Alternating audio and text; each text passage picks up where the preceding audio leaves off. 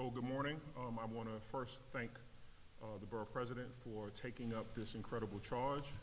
What we're finding here today is that the transfer of generational wealth in communities of color is being compromised and is in jeopardy, not only through the third-party transfer program, but also through deed theft and deed fraud, as well as the lien sale list. So what we have here is illustrations of families of homeowners who have generational wealth and find themselves in very compromising positions with the city and with those unscrupulous people who would try to extract from communities of color what's rightfully theirs. As the chair of Housing and Buildings, I can no longer sit idly by and watch as the programs that are instituted by the city, state, and federal government impede the ability for communities to continue to grow. So I'm glad to be able to take a stand today with the Borough President to call for a thorough investigation.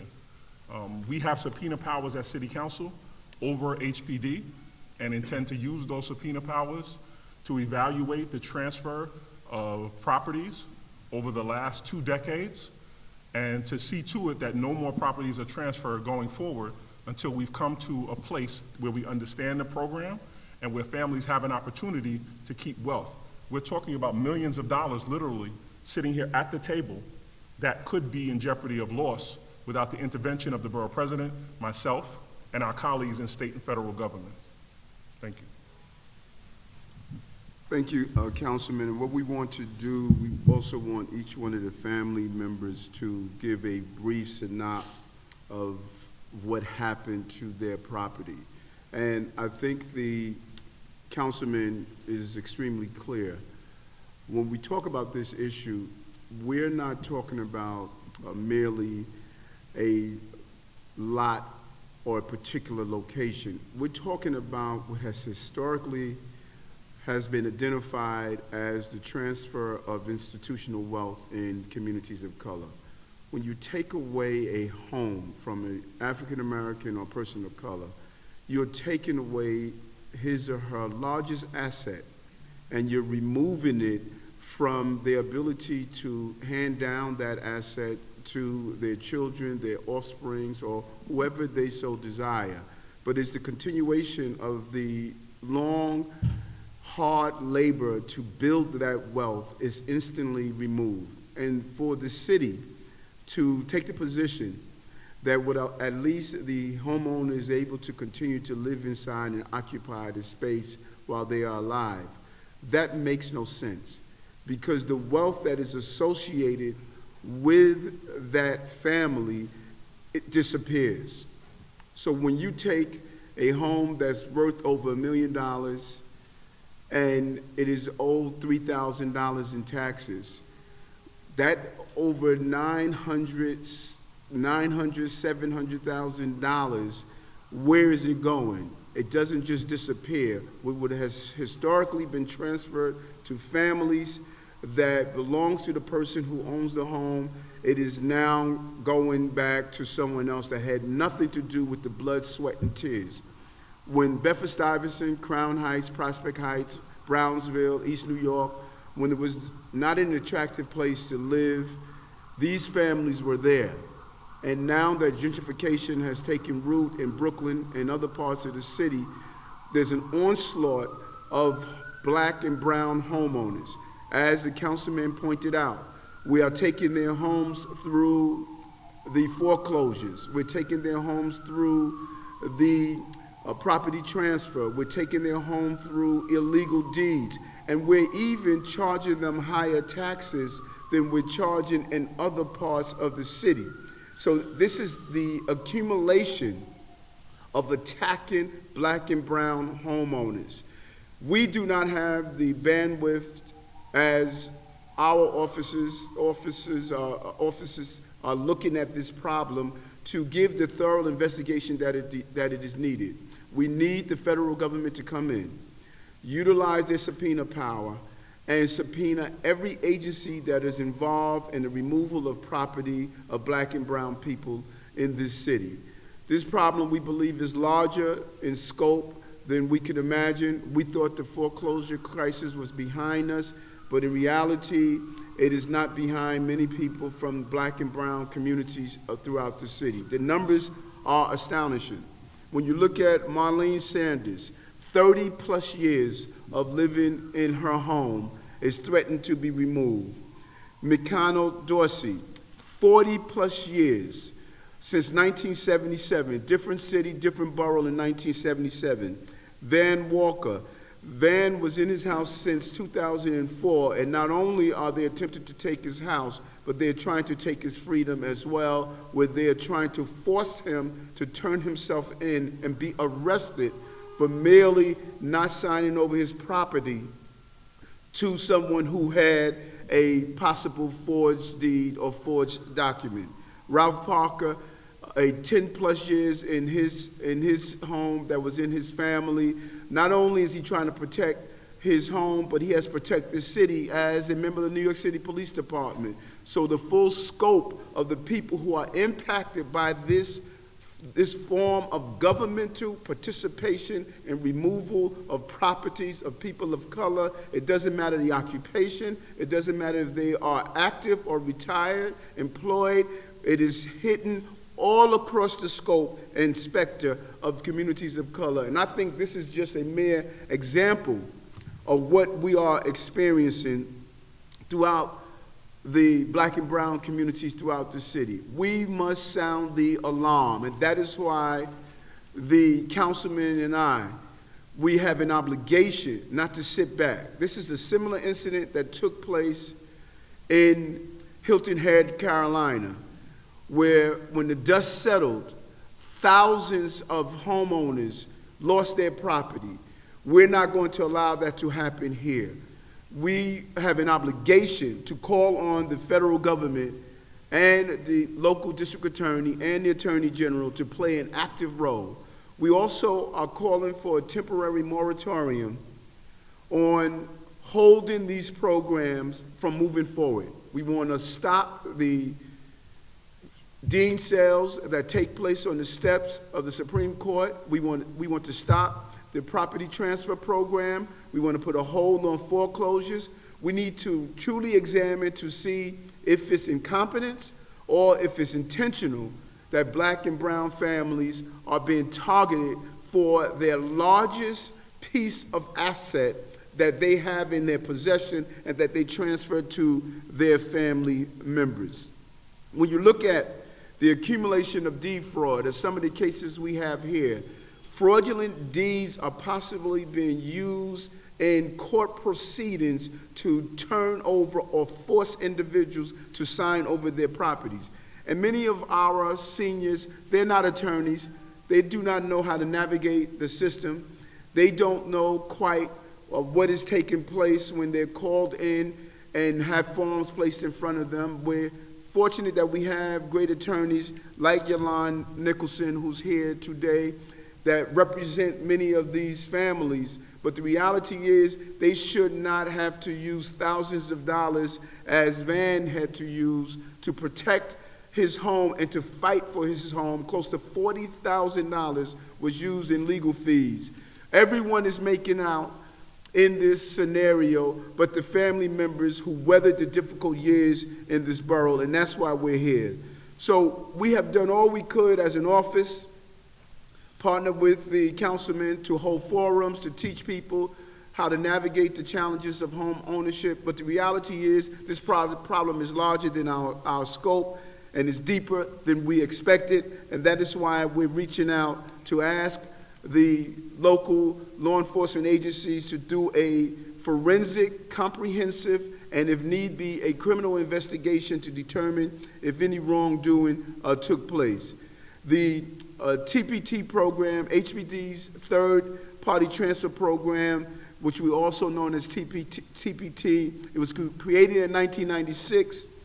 The goal was to allow those properties that were in foreclosure to be turned over to nonprofits so they can stay in the low-income availability pool. But in reality, it should be held for those larger buildings. There's no reason Type 1 buildings are held in the same capacity. 1, 2, and 3, 4-family houses should not be held in the same manner, and we should not be taking properties that are well valued over the amount that a person is owed in taxes. There's ways to do it. There's ways to hold on to the property till it's sold, and then the city can recoup their taxes amount, but there is no reason we're turning over multi-million-dollar properties for water bills and taxes and other small amount. This is criminal on its face, and it needs to be addressed accordingly, and that is why we're putting this call out today. We're hearing too many complaints through the TPT program. We're hearing too many complaints for defraud, too many complaints for those who are being targeted, and those complaints need to be addressed. These homeowners should not be worried about, after all these years of weathering difficult times, how they're going to hold on to the properties that they fought for.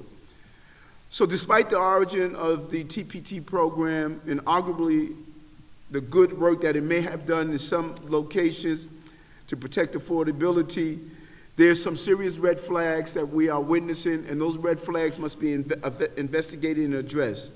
Based on the complaints we received in the larger crisis of defraud and foreclosures, we believe that it is mandatory that the federal government conducts a forensic audit and investigation on both the federal, state, and city level.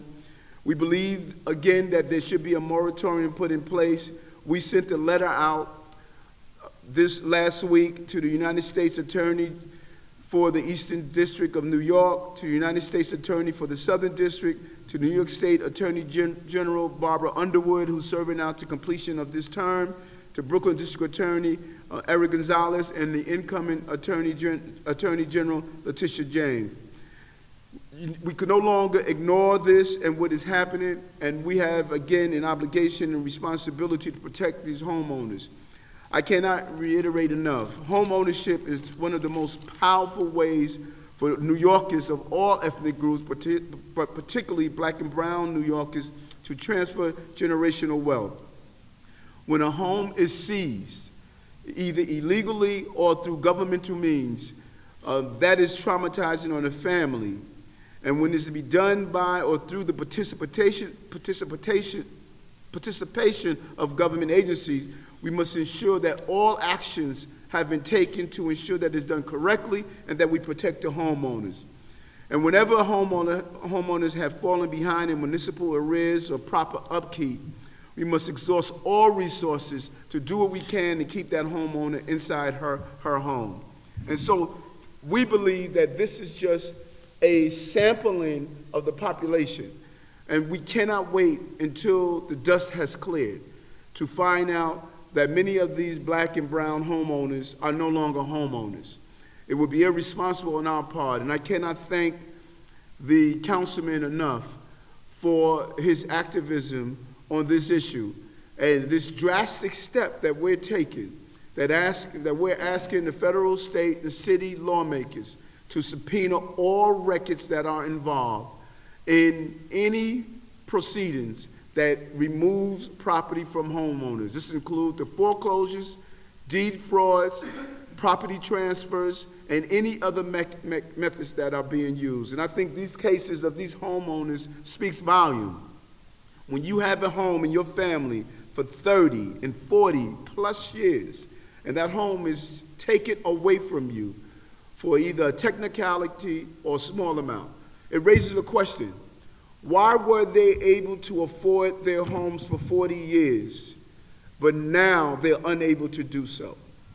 Is a desire to take these Black and brown homeowners' property away because of the substantial increase in property value in Brooklyn?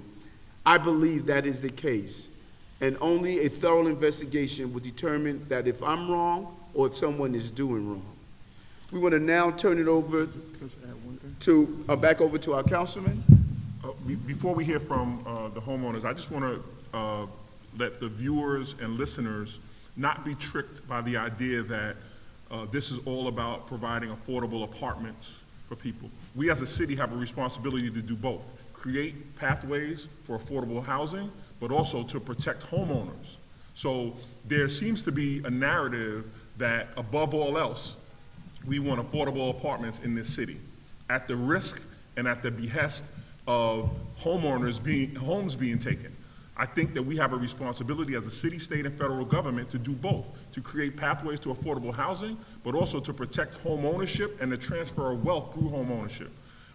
Anything other than that is a false narrative. So as I've had this conversation across the city and across the state, the mayor's and the administration's aggressive 300,000 units of affordable housing keeps coming up over and over again. And I'm saying that we should be doing both. We should be providing as many units of affordable housing as we can, but not at the risk and at the loss of homeowners and home ownership. The borough president mentioned it. Home ownership is, for everyone, the American dream. Whether you migrated from the South or whether you've come from the Caribbean, having your stake in this country through home ownership and through the ability to transfer wealth has been a tenet that we've passed down generation to generation to our children and to our families. The idea that in one fell swoop, under the guise of gentrification, I think it's ironic that these transfers are taking place when the value of homes has risen exponentially in communities like Bedford-Stuyvesant and Crown Heights, characteristic African American and Caribbean communities. So at the very least, there is a call to find out whether or not there's some targeting being done and whether or not there's a hand being forced.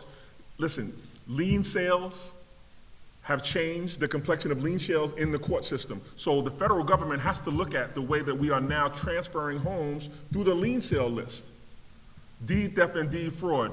The Flateau family is not here. One of the most prominent families in Bedford-Stuyvesant literally had a home stolen from them through deed theft and deed fraud. Now that young man who did that is currently incarcerated, but if it could happen to him, my concern and what I want the viewers to do is come out of the shadows, because what I know is happening is this is happening way more frequently than both myself and the borough president get across our desk. These are some bold soldiers who come forward who say we will not have this happen, but there are so many people who are embarrassed, who have made bad deals, who have been subject to someone stealing their homes, and these are proud African American and Caribbean American families who don't want people to know that they were susceptible to this. I'm saying that now you have a place to come forward and come out of the shadows and share your stories, like the stories that we're about to hear right now. Share those stories, because I'm acutely aware that there are way more out there than we're even hearing. If a prominent family like the Flateau family can have this happen to them, turn to our offices through a court proceeding and through an arrest, get their property back, I can only imagine who else on those side streets. This was a building on Fulton Street. Who else on these side streets who seniors are not being attended to? So this is an absolute crisis. And I'm sitting here because it's a crisis, and I can't, in good conscience, the Committee on Housing and Buildings, be someone who's called to task for leadership in our community and not partner with the borough president on getting some real answers here before it's too late.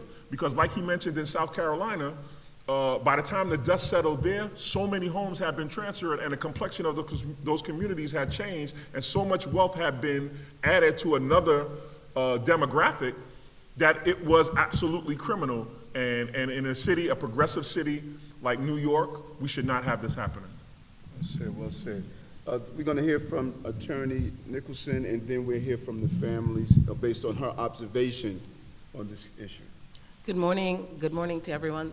First and foremost, thank you so much, Borough President Eric Adams, for not just merely taking the leadership on this, but taking up the mantle in such a public way for something that has been ravaging this borough, especially, I would say, for the past 6 to 8 years. Thank you also to Councilman Robert Cornegy. He's been steadfast in trying to understand the full scope of the problem, making himself available to understand beyond this, even before the TPT program came about, what is actually happening in the courts. Why are we losing so many homes?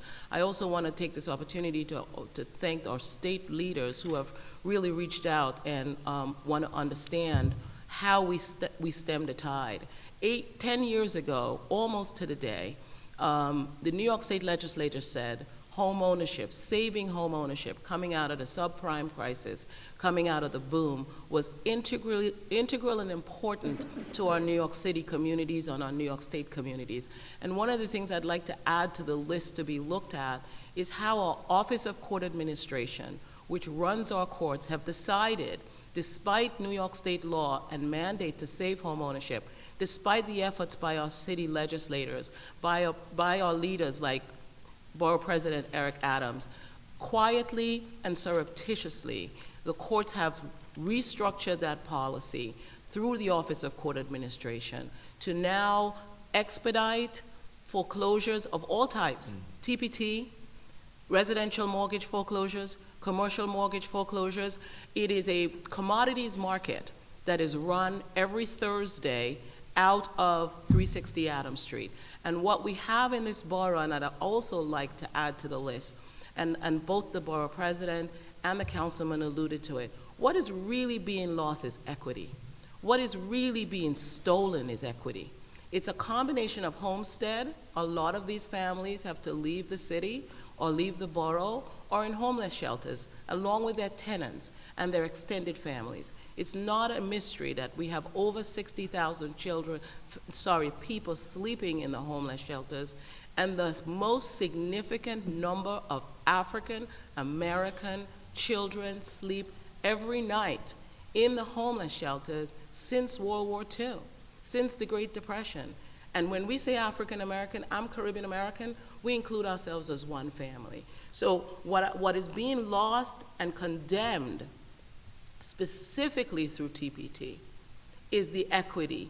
Mr. Dorsey here, his property had all of the TPT properties have no mortgages on them. These are families that have either had a mortgage or never had a mortgage. I have found through my own investigation that the city agencies are involved are straddling the numbers, straddling the tests, straddling the values, and to the councilman's point, advancing the mayor's affordability program. That is not authorized under the TPT law. The TPT law was designed for someone who's neglectful, who didn't care, put their tenants at risk, and where the city can come in, save the day, put the tenants back into a healthy, safe environment, and pass ownership on to them.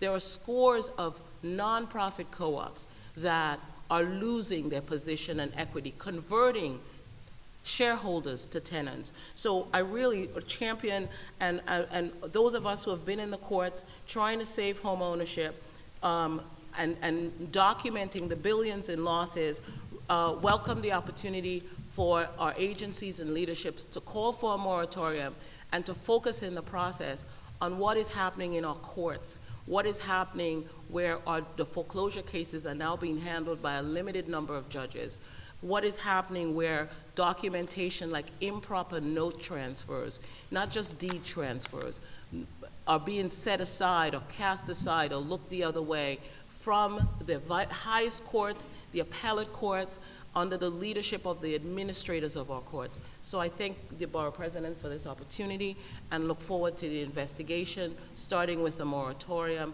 as to stem the tide of this great loss of property.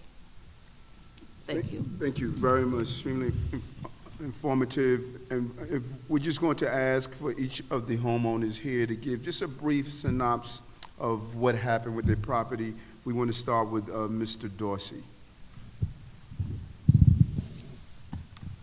Good morning, everyone. Good morning. Mr. Borough President, and good morning, Mr. Councilman.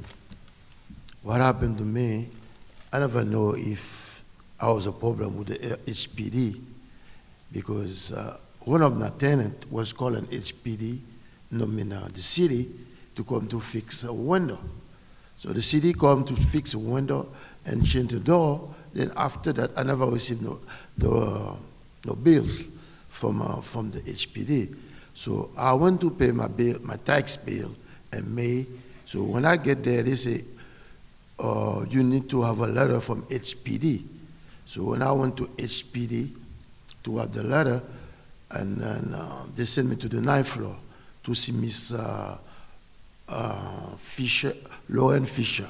She said, okay, you got to come back the next day to bring the deed and my license.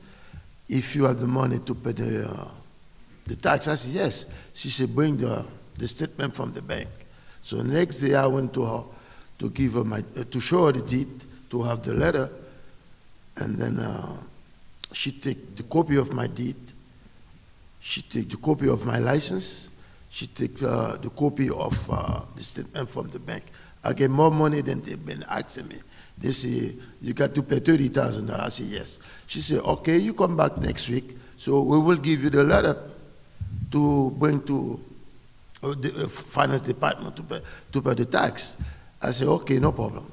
So next week I come down, she said, wait, May, wait, June, wait, July, wait, end of August. Then one of my friends said, how come you keep going to HPD 100 Gold Street? They never give you no answer. Come down with me. So I come down here in downtown, right here in Court Street. It take me to one of the free lawyers. And then they tap my name. So when they punch my name up, and then they say, your house has been foreclosure. I say, what? I don't even know about what you're talking about. Since I go back to them, they don't want to accept me to get inside to the ninth floor. I went August, September, then I called Mr. Carwell to help me with this. Then since that day, I keep fighting every day to get my house done. I never know anything about letter, foreclosure, anything from the HPD. Thank you. Thank you very much. Thank you very much. Mr. Borough President, may I just add, I've had the pleasure and honor to represent and guide Mr. Dorsey. A couple of things.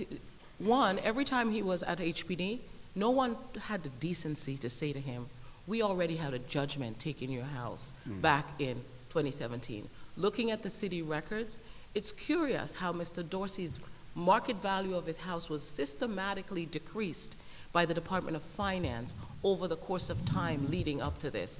It's still unclear which violations, when they asked him to bring his bank statement, it's still unclear which violation they used and applied to designate his property as distressed.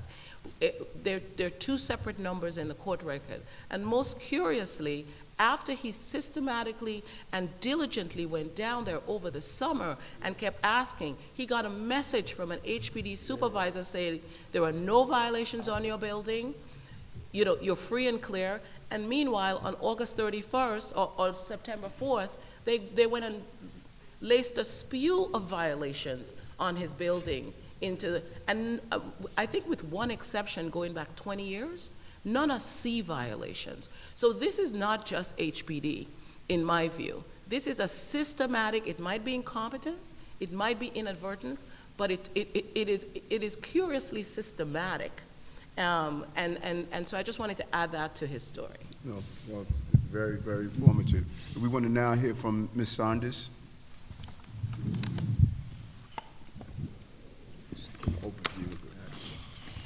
Good afternoon. My name is Marlene Saunders. I'm the owner of 1127 Dean Street. I just want, before I start, I'd like to thank the Borough President for giving me this opportunity to say what I feel and what I saw, and also Mr. Robert Cornegy for being my elected official for my district. 30 years ago, when I came from Trinidad and Tobago. 30 years ago, the need to have something where you hold on to. That is what your parents tell you. You have to have something to hold on to because life changes. So I have that in my thoughts. So I decided, I went to Girls High School, and after Girls High School, I went to Meg Evers College and did my nursing there. I'm a nurse, still practicing. And I went on and I did my bachelor's and other things. But one day I was sitting in the kitchen and my son was there talking to me. They always talk to me. And he ran upstairs. He said, I think I heard the bell. Oh, I think I heard somebody at the door. I said, somebody at the door? I didn't hear a bell. He said, well, let me run and see. So he ran up. He said, Mommy, look at this. they're going to take the house. They said, they told the tenants, we had 2 tenants, don't pay any rent to us. Pay to them. I said, who's them? He said, I said, where's the person who told you this? So now I got all kind of woke up already. I said, well, he came to the house, did not even address himself, put the piece of paper with a scotch tape hanging one-sided, and I must respond to that? I'm not responding to that. He said, well, let's go and see what's happening. So he called housing. We don't owe any taxes there. Clean, clean, clean. Before he left to go on a trip, he said, let me pay the water bill. So when he went down there, he was waiting and waiting and waiting. They said, don't worry, it's not even due yet. So he left, and then he kept calling from Dubai and other places if it has been posted. Well, there was no indication this money was received, and it was not posted. It took about maybe over 21 days to post this money to the account.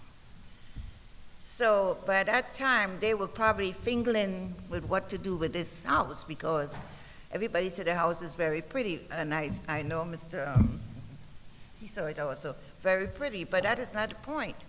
You just can't come up and take somebody's house that they toil and toil. I worked 3 jobs to get that. 3 jobs. Nobody knew that. I live in my car. I used to have clothes to change, any shift, anything that happened, I am there. But I don't want anybody to just think they can come and take my property because I owe $1,347 or something like that, which should have been applied to the bill. They did not. So it was a very, it was a rough time, because I was wondering why, because I never had any experience like this before. And where do I start? So being the vice president of the Precinct Community Council and Mr. Caldwell, the president, we started doing our own investigation. And one thing leads to another. One thing leads to another. And this is why I know, I don't remember your name, Nicholson, and others because of this. But in doing this, also I met Mr. Yes, Mr. Dorsey, and many other people doing the same thing in the same position and being railroaded into zero. And sometimes we have to listen to people, because some people have the ideas, and then with yours you can make 2 ideas. But some people are very, they don't want to make the wrong move. Yeah, you don't blame them, because they already made the wrong move already. So what makes no difference? But I know time is on not on my side. So I would say this is like a game with no one winning but those who write it, those who talk it, and those who don't do anything about it. You just can't sit and take things. You have to fight. And in fighting, you get what you want. This game is not for the swiftest, but you can get it, because here am I, not even ever thought to be sitting here unless for carnival. Sitting here next to the Borough President, this is an honor, So I asked this is my son. He's here because the other one is away, and he's here to make sure that I say the right thing, he said. He watches everything I say. But I want to thank you. I want to thank you for this opportunity. I hope, I believe, and I believe very firmly that I am going to get my house back. And this is how you have to think. Don't think of iffy. You say it, and you believe it, and it becomes yours. Thank you for listening. How much did they say you owed? Water? Yeah.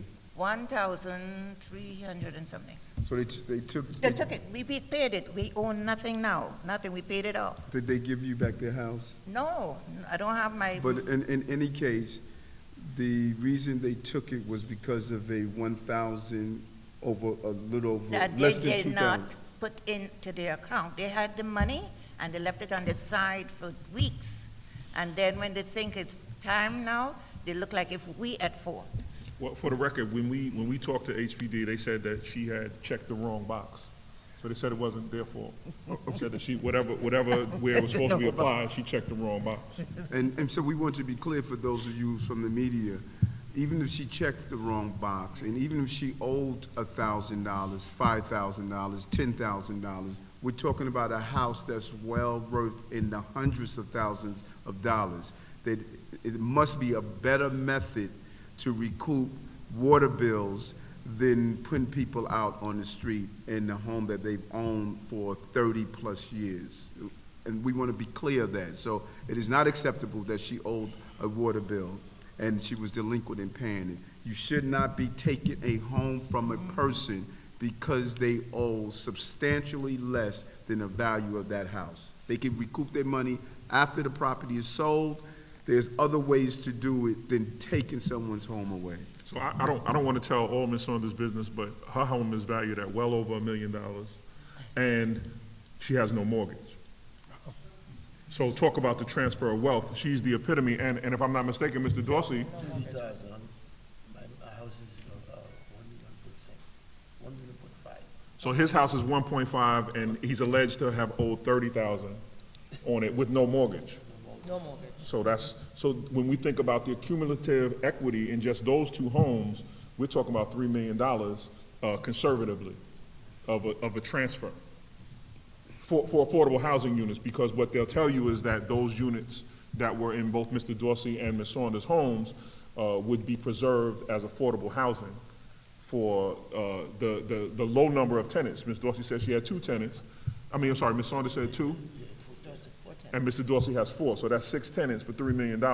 Including his son who lived there. Right, including family who lives in the residence. That is unconscionable that we would be responsible as a city and have a hand in that. I just can't tell you how distressing that is. So true. So we want you here, and just give us a brief overview, 'cause I know both your stories are lengthy, but just a brief overview so we can get an understanding of what happened. We're gonna hear from Van Walker and then Ralph Parker. Okay, my name is Van Walker. My house was not only taken from me, I'm about to be incarcerated on Monday by the New York City Sheriff's Department. They came to my house on August 2nd of this year and threw me out, my 5-year-old daughter, and my 20-year-old son. They've been at the house all their life.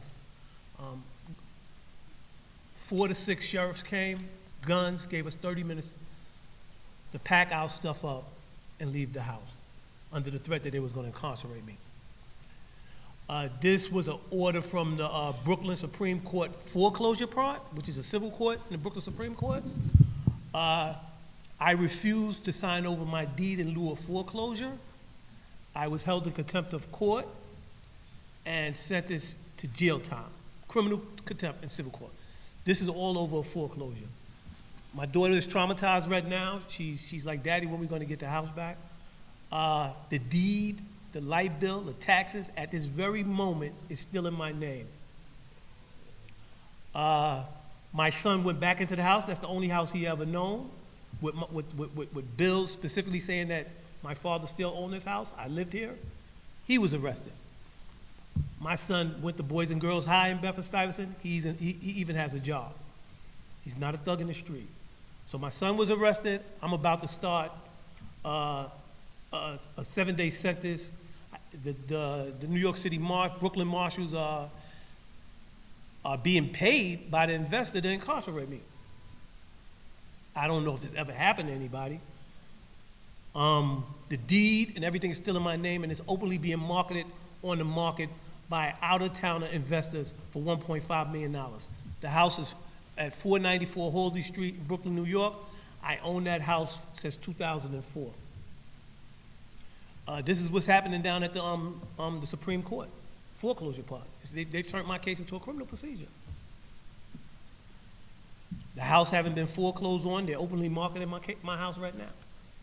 And I'm under threat of getting more time I can't even go into the house. I've depleted over $40,000 in legal fees right now. I got in contact with Mr. Cornegy, Mr. Adams, and, this press conference, I'm hoping that this press conference could, could shed some light on how people are not only losing their homes in the foreclosure process, how it's turning into a criminal. You're incarcerating the men over a foreclosure. There's $1 million, people that owe $1 million in taxes. I seen it in the paper not too long ago, scalpers. $1 million, millionaires that are not going to jail. So right now, I'm out of my house, my kids is traumatized, and I'm about to be incarcerated in jail time for defending myself in the foreclosure process. Ralph? Well, Ralph Parker. yes, first of all, I'd like to thank you, Borough President Adams, for having us here today. I'd like to thank the council member for hearing our voice. As homeowners, you're looking for someone to care, and Mr. Adams represents a person who, along with the council member and members up here who are hearing our voice. As a homeowner, you want someone to hear, you want some place to turn to, and Mr. Adams has given us that opportunity here today. My story is that sometimes family members, as you will own a house, presenting a deed to the court, going through that process, it can take some time.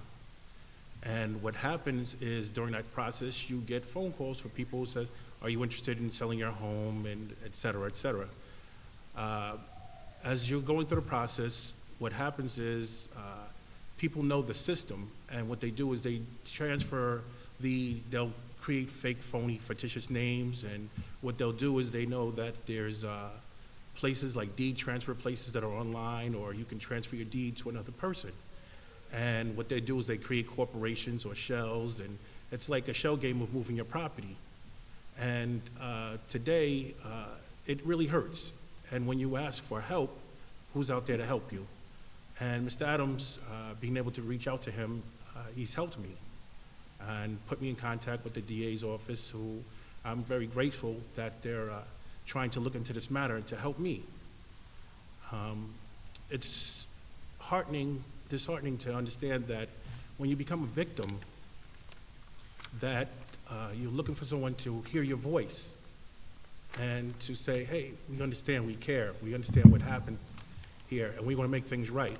But what happens is, even if they find the person, you still have to get a lawyer to go to court, file the papers, and get it set back into your name. So as you're a victim, you also have to pay again. And it's not fair that as a homeowner or people going through this, that the criminals can do this for $100 and cost you over thousands of dollars or even more, your home.